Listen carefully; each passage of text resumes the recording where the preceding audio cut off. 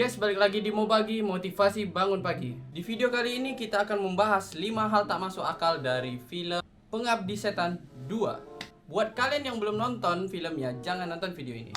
Buat kalian yang sudah nonton, kita diskusi bersama. Hal tak masuk akal pertama, waktu si Tony disuruh Pak Ustadz cek para korban, itu kan si Tony disuruh untuk ke lantai 13. Pak Ustadz mau ngecek di lantai bawah. Dalam keadaan darurat, Pak Ustadz suruh si Tony milih mau senter atau korek api sebagai penerangan. Kenapa si Tony lebih milih korek api daripada senter ya? Itu kan gak masuk akal, guys. Korek apinya korek api kayu lagi. Hal gak masuk akal kedua. Terus si Pak Ustadz nyuruh si Tony untuk ke lantai 13 sendirian dengan alasan Pak Ustadz sakit pinggang. Tapi kenapa sampai ending film Pak Ustadz terus saja mengecek lantai demi lantai di rumah susun tersebut? Katanya sakit pinggang Pak Ustadz. Gimana sih? Jadinya nggak sinkron kan guys? Hal gak masuk akal ketiga, waktu si Rini mau buang sampah di lantai 8, kan macet tuh. Terus si Rini turun ke lantai 7. Penghuni di lantai 7 itu kan ngeri. Itu kok gak dijelaskan ya? Jadi adegan-adegan mengerikan itu buat apa sih Bang Joko buat? Apa untuk mengelabui penonton aja? Itu semuanya setan. Manusia atau robot bang? Kok gerakannya kaku dan perawakannya pucat semua gitu? Hal gak masuk akal keempat.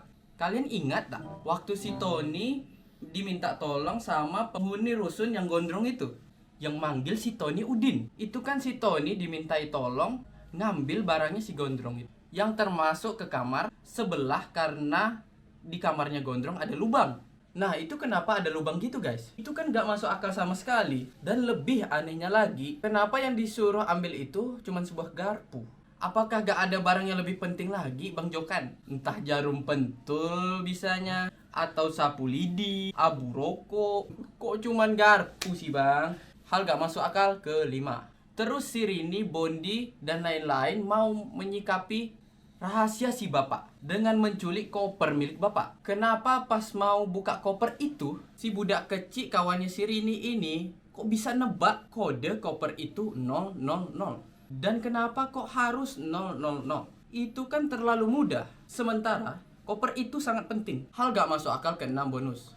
Terus setelah isi koper itu dibuka, itu kan berisi ratusan tangan buntung. Itu apa gak bau ya? Tiap hari kan disimpan sama si bapak itu. Tikus mati aja baunya tuh sampai kemana-mana. Itu jari manusia yang putus guys. Hal gak masuk akal ke-7 bonus. Wartawan yang gondrong itu kok bisa menyelamatkan si Rini dan lain-lain ya guys? Kan di bawah banjir. Kan dia pergi naik mobil sama si Fahri Albar. Kok tiba-tiba dia bawa sampan? Dia ini anggota Basarnas atau wartawan sih sebenarnya? Hal gak masuk akal ke-8 bonus. Pak Ustadz di film ini kok digambarkan meninggalnya dengan cara kayak gitu ya guys? Pak Ustadz kan di sepanjang cerita ini kan selalu ceramah. Makhluk ciptaan Allah kan gak bisa mengganggu apabila kita takut kepada Allah. Tapi kenapa digambarkan Pak Ustadznya meninggal karena ulah setan? Ini akan membuat iman orang terguncang guys. Sedangkan Ustadz aja bisa meninggal kayak gitu, apalagi orang biasa. Orang bisa mikirnya begitu sih. Hal gak masuk akal ke-9 bonus. Peran ibu di sini sedikit ya. Padahal film Pengabdi Setan 2 kan punya kata-kata mutiara, teror ibu sepanjang masa. Apanya yang neror sih sebenarnya? Peran ibu di sini begitu sedikit, nanggung dan gak jelas. Ibu mau ngapain pun di film ini gak dijelasin. Hal gak masuk akal ke-10 bonus. Fahri Albar selalu bikin bingung. Di film Pengabdi Setan pertama munculnya di ending, sekarang juga muncul di ending, tapi nggak pernah dijelaskan kenapa dan apa visi misinya. Hal gak masuk akal ke-11 bonus. Sekte apa sih yang diikutin sama si bapak ini?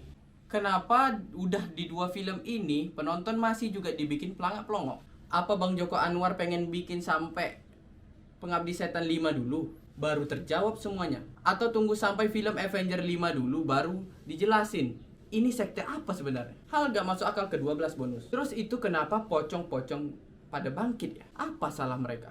Dan siapa yang membangkitkan mereka? Aneh. Orang yang sudah meninggal kok bisa hidup lagi? Hal gak masuk akal ke-13 bonus. Itu di adegan pembuka, di awal sekali, di Lembang, di Teropong Bintang Bosha. Itu kan kayak ada pocong nyembah sesuatu gitu. Nah itu ngapain ya guys? Aku tunggu sampai bioskop tutup pun tak terjawab. Bukan tunggu sampai post kredit lagi guys, sampai bioskop tutup tak ada jawabannya. sampai kena usir satpam aku guys. Ya udahlah, aku balik aja. Hal gak masuk akal ke-14 bonus. Kenapa ya di ending film ini, di adegan pamungkas, ibu dan para sekte ditembak sama si wartawan gondrong? Masa setan ditembak? Setan itu udah mati. Masa nak mati 2 kali sih?